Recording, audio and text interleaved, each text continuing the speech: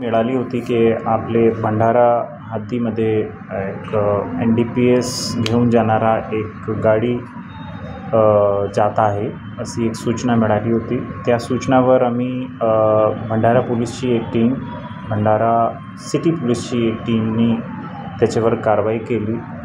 तर तो व्हेकल सापडला, BTB मार्केटमध्ये तो व्हेकल मिळाला। त्या व्हेकलमध्ये सुमारास 167 kg गांजासोबत 46 लाखचा मुद्देमाल टीमनी जप्त केलेला आहे। यामध्ये 2 आरोपी अरेस्ट झालेले आहे, बाकीचे आरोपी अरेस्ट करण्याची कारवाई चालू आहे। हा जे गांजा होता ते ओडिसावरून आला होता आणि त्याची ते वेगवेगळी ठिकाणी त्यांना द्यायची होती। याच्यामध्ये लिंक विशेष म्हणजे नाशिक साठी हा गांजा जात होता। भंडारासाठी याचा काय संबंध आहे त्यात सुद्धा आता पुढील तपासामध्ये आम्ही निष्पन्न करू।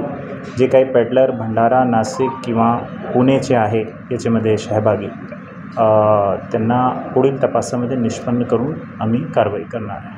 थँक्यू।